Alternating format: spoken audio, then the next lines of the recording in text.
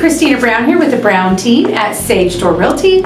And should you move or should you renovate? Let's figure it out. So I have a few things for you to consider when you are thinking over those pros and cons. Number one, this cannot be changed, and it is location.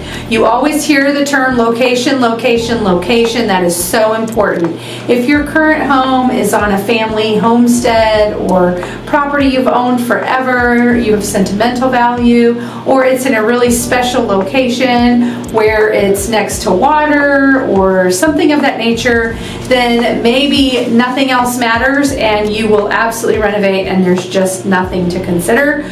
But otherwise, you know, you can consider the school district, but there's other properties in the school district, and same thing with amenities and parks and how close it is to work, those types of things. But do you love your neighbors? Do you love your neighborhood? Those are harder to change sometimes.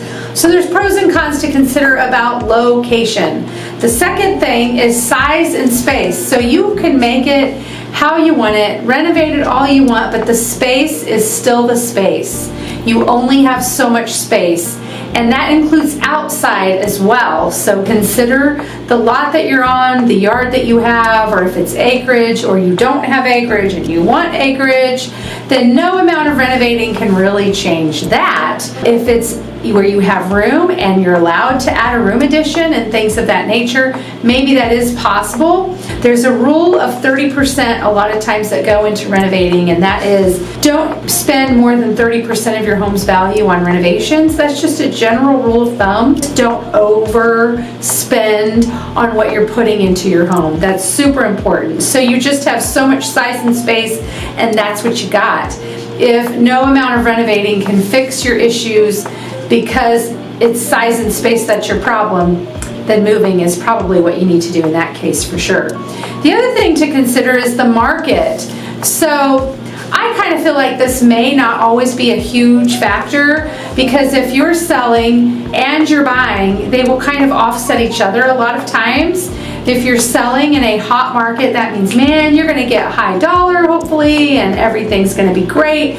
But then when you're buying, you might have to pay top dollar and compete. And so you want to know that, I feel like, before you jump out there and dive in, because you want to know what you're getting yourself into essentially. Now, if you're moving to a totally different area, if you decide to move versus renovate, then the markets could be different elsewhere. So it is still important to research and know.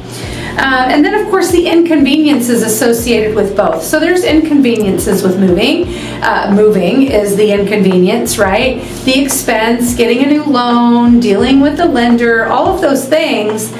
However, there's also many inconveniences with renovating. You're living in a construction zone. How much renovating are you going to do? Your lifestyle, your life will be disrupted. There will be inconveniences. And just remember, your home has boundaries, so there's only so much remodeling you can do. But there are inconveniences with both options, obviously. And then the last thing, I feel like, know your numbers. Know what it's going to cost to renovate. Know what it's going to cost to move. Weigh those options. Not just that though, but know the market, like I mentioned, but know your home's value. Consult with the professionals needed, whether it's selling or and moving, or whether it's renovating.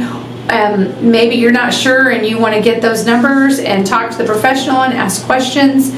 Do it. Do your homework. If you just have such a phenomenal interest rate and you really do like so much about your home, but maybe you need handrails to make it more accessible, or maybe you need to redo the kitchen to make it what you want, but everything else you feel like you could live with, then know that as well, because your interest rate that you have on your home could be a factor.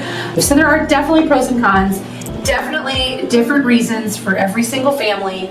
Every single person has all of their certain reasons and why they're facing this decision.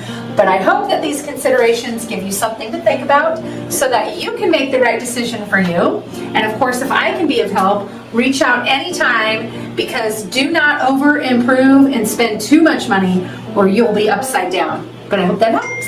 Have a great day.